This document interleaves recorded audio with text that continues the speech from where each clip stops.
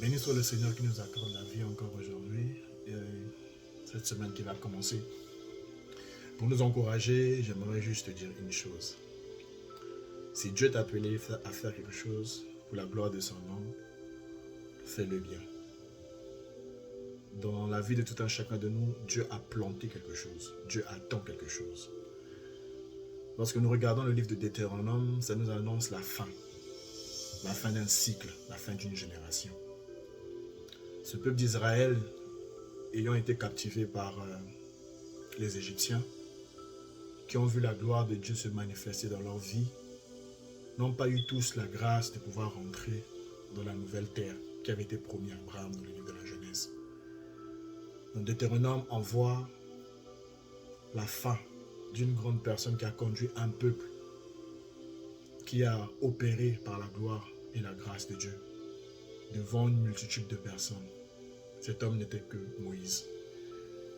Moïse se voit, on se livre à la porte, juste à la porte de l'entrée de la ville promise, mais qui n'a pas eu la grâce de pouvoir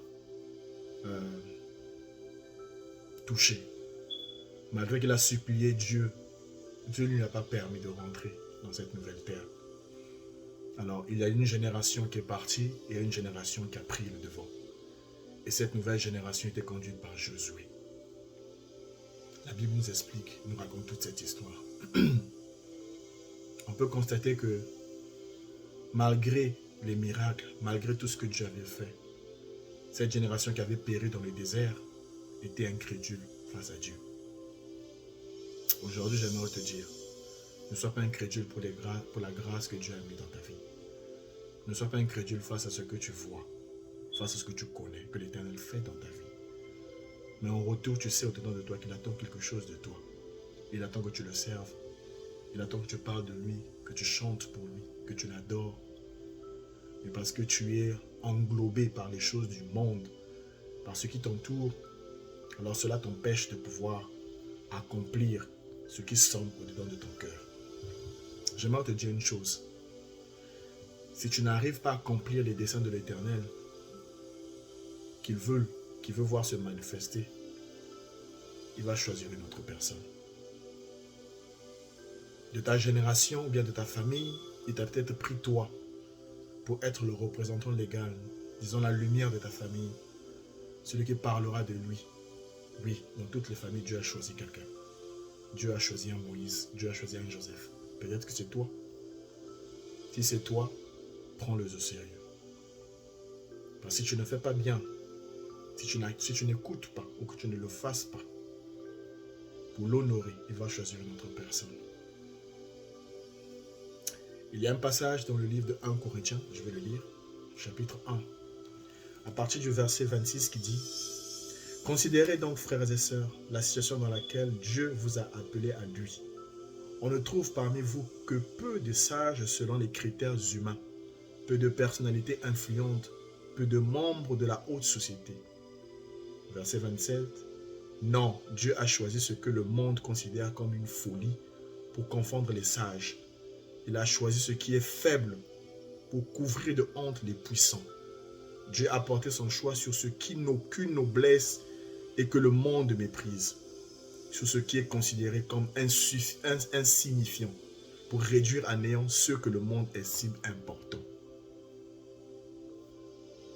Lorsque Jésus est venu sur terre, il y avait des sacrificateurs, il y avait des prêtres qui existaient. Il y avait des prêtres qui prêchaient dans les synagogues. Il n'a pas choisi ces personnes-là pour l'accompagner, pour faire de ses apôtres.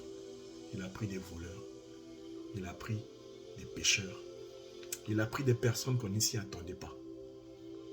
C'est ceux qu'il a choisis pour faire d'eux ses apôtres. Ces personnes étaient peut-être insignifiantes devant le monde, insignifiantes devant les gens à l'époque qui s'autoproclamaient comme étant les messagers de Dieu. Dieu n'a pas regardé à ces hommes, il a pris ceux qu'on ne considérait pas. Lorsque Pierre a opéré par la voix du Saint-Esprit son premier miracle, il a dit à cet homme, je n'ai ni argent ni or à te donner. Mais ce qui te donne de moi, c'est ce que je te donne. Il n'avait pas l'or, il n'avait pas l'argent, mais il avait la puissance de la délivrance, il avait la puissance de la grâce, la puissance de la réparation, la puissance. Il avait tout en lui. Cette force imaginable que le monde ne voyait pas de façon visible. Il a donné à cet homme et cet homme a retrouvé la santé. Car la délivrance était en lui. La guérison est en lui. La paix est en lui. Et cette paix, on ne la trouve que en Jésus-Christ. Alors, aujourd'hui, peut-être tu te considères plus... En fait, tu te considères important face au monde, que tu ne peux pas servir le Seigneur. Tu te considères important face aux hommes, que tu ne peux pas parler du Seigneur, tu ne peux pas parler de Jésus. Non. Face à Dieu, tu n'es rien. Si tu ne fais pas ce dont qu'il veut que tu fasses pour lui, il choisira une autre personne insignifiante où tu ne t'attends pas. Moïse ne savait pas qu'il allait rentrer à Canaan. Il ne savait pas. C'est vrai qu'il avait désobéi face au rocher. On lui avait demandé de parler, mais il a frappé. Ça l'a énervé le Seigneur, oui. C'est l'une des causes qui a fait en sorte que Moïse ne rentre pas dans la ville promise. Mais il y avait une autre génération qui devait prendre le relais. Il y a toujours une autre génération qui doit prendre le relais. Il y a toujours une autre génération qui doit prendre le relais. Personne n'est éternel, nous allons tous partir. Mais si tu connais le plan de ta vie, si tu sais que Dieu m'appelait à faire ça, Dieu m'appelait à chanter, à le servir, à prêcher, à parler de lui, fais-le avant qu'il soit trop tard. Si tu ne le fais pas, il va choisir une autre personne, insignifiante, une personne que tu n'y t'attends pas. Fais-le. Écoute ton cœur. Dieu parle dans le cœur. Écoute ton cœur. Ce qui résonne dedans de toi, écoute et fais-le. Écoute la voix qui sonne au-dedans de toi. Écoute la voix qui sonne au-dedans de toi. Rappelle-toi, Jésus n'a pas pris des personnes qu'on regardait. Il a pris des personnes qu'on méprisait, qu'on ne connaissait pas, qu'on ignorait. C'est cela qu'il a utilisé pour les élever. La vie de Paul est encore un autre exemple. Lui qui méprisait les chrétiens. Lui qui cherchait à les tuer. Mais c'est celui-là qu'il a utilisé. Ne soyons pas aveugles.